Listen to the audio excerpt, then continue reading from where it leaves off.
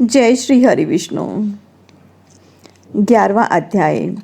एक समय नारद जी श्री व्यास जी से पूछने लगे कि हे व्यास जी, गृहस्थाश्रम सब आश्रमों से उत्तम क्यों माना जाता है।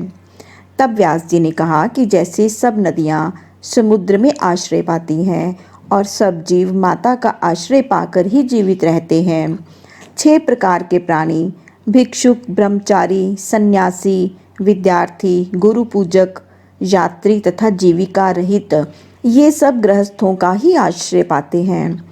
फिर व्यास जी बोले कि हे नारद, अब तुम अति पुण्य देने वाला एक पुरातन इतिहास सुनो। उतानपाद राजा का पुत्र उत्तम था, जो बड़ा बलवान और मदिरा पीने वाला था। उसने बहुला नाम वाली स्त्री के साथ विवाह किया और राजा रानी दोनों ही अति प्रेम से रहने लगे। एक समय राजा ने वैश्य का नृत्य देखते हुए मदिरा पान किया और रानी को भी मदिरा पान के लिए कहा, परंतु रानी ने उसका कहना नहीं माना। इस पर राजा ने क्रोधित होकर अपने अनुचरों को आज्ञा दी कि वह रानी को किसी निर्जन वन में छोड़ आए। तत्पश्चात राजा रानी के वियोग में दुखी तो हुआ, मगर उसने दूसरा विवाह नहीं किया और प्रजा के पुत्र के समान पालना करने लगा। एक दिन एक ब्राह्मण राजा के पास आकर कहने लगा कि हे राजन, कोई मेरी स्त्री का अपहरण करके ले गया है। उसके वियोग में मैं अति दुखी हूँ, इसीलिए तुम उसे ढूंढ कर लाओ।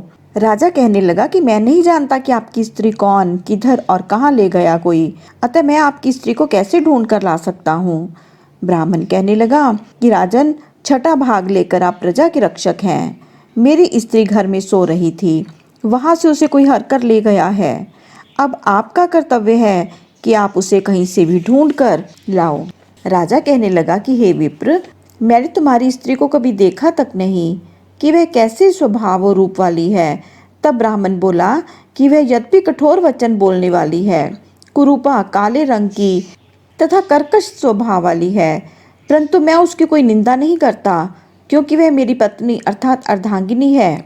तब राजा कहने लगा कि जब तुम्हारी स्त्री ऐसी कुरूपा और क्रूर स्वभाव वाली है, तो तुम उसे लेकर क्या करोगे। मैं अति सुंदर और कल्याणकारी दूसरी स्त्री लाकर दे सकता हूँ। ब्राह्मण कहने लगा कि हे राजन, मेरी स्त्री मेरे धर्म और कर्म की अर्धांगिनी है, उसकी रक्षा करना मेरा परम धर्म है। जो पति अपनी स्त्री की रक्षा नहीं करता, उसके वर्ण शंकर संतान उत्पन्न होती है और उसके पितृ नरकवासी होते हैं। जो मनुष्य वैश्यागामी होता है, उसका कल्याण नहीं होता। जो मनुष्य ऋतुकाल के पश्चात अपनी स्त्री से भोग नहीं करता, उसके पितृ 1 मास तक उसके रुद्र में तैरते हैं। ब्राह्मण के ऐसा वचन सुनकर राजा अपने शस्त्र लेकर रथ पर सवार हुआ और चारों ओर घूम फिरकर उस स्त्री को खोजने लगा। कुछ दूर जाकर उसने एक आश्रम देखा, जहाँ पर एक महान तेजस्वी ऋषि कुशा के आसन पर विराजमान थे। राजा को देखकर उस ऋषि ने राजा का कोई आदर सत्कार नहीं किया और बोला कि मैं जानता हूँ कि तुम राजा उतानपाद के पुत्र हो, मगर तुम यहाँ किस कारण से आए हो। राजा कहने लगा कि हे मुने, ब्राह्मण के घर से कोई उसकी स्त्री को हर कर ले गया है। मैं उसी की खोज में इधर उधर आया हूँ, परंतु आपने अर्घ्य आदि कुछ भी नहीं दिया और ना ही किसी प्रकार का सत्कार किया, इसका क्या कारण है। ऋषि ने उत्तर दिया कि राजन, तुम अर्घ्य योग्य होते हुए भी इस समय उसके पात्र नहीं हो, क्योंकि तुमने अपनी निरपराध स्त्री को वन में त्याग दिया है, जहाँ स्त्री का यह धर्म है कि वह तन मन से अपने पति की सेवा करे तथा उसकी आज्ञा का पालन करे। वहाँ पुरुष का भी ये धर्म बनता है कि वह अपनी स्त्री का यथोचित सम्मान करे। जिस घर में स्त्रियों का मान होता है, वहाँ पर देवताओं का वास होता है। जहाँ स्त्रियों का अनादर होता है, वहाँ कभी सुख शांति नहीं रह सकती।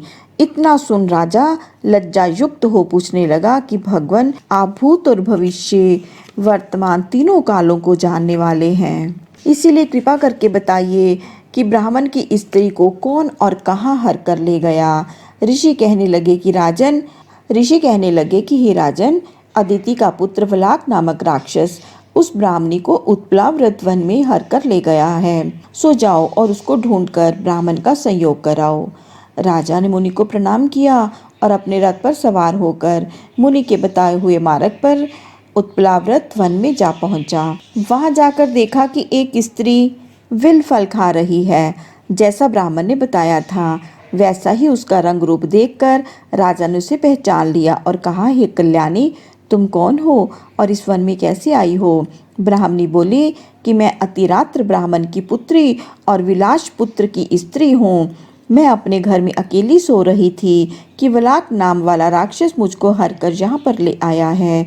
यहाँ लाने के बाद ना तो उसने किसी प्रकार का कोई कष्ट दिया और ना ही मेरा सतीत्व नष्ट करने की चेष्टा की।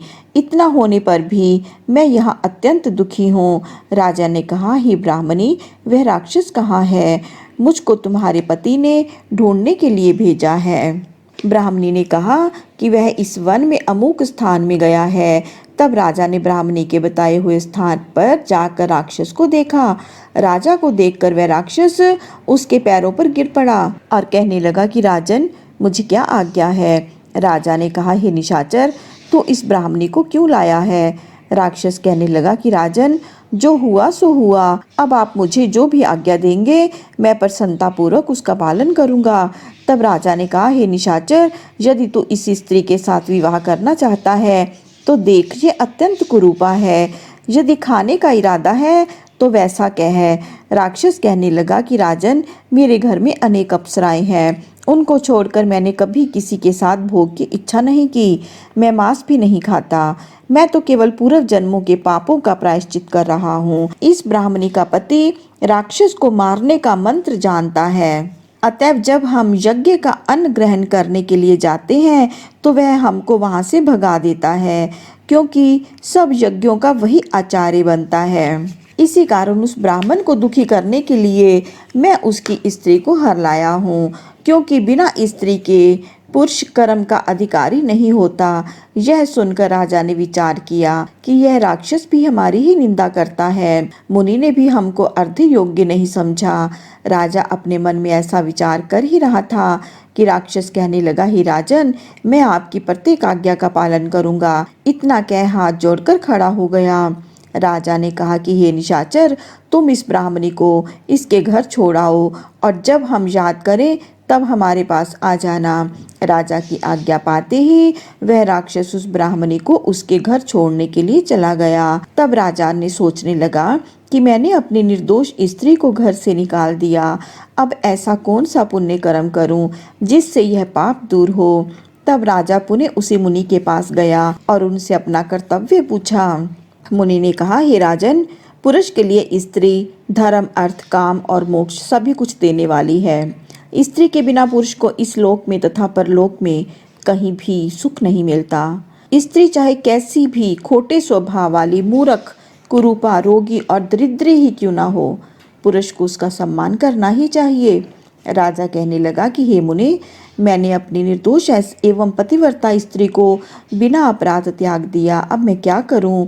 तब मुनि ने कहा, हे राजन, तुम्हारी स्त्री को शतापात नाम के नाग ने वन में घूमते हुए देखा तो वह उसको पाताल लोक में ले गया है। उस नाग की नंदा नाम वाली एक कन्या है, उसने अपने घर में उसको छिपा रखा है। यह सुनकर राजा वहां से अपने घर आया और ब्राह्मण को स्त्री सहित अपने घर में देखकर बहुत प्रसन्न हुआ।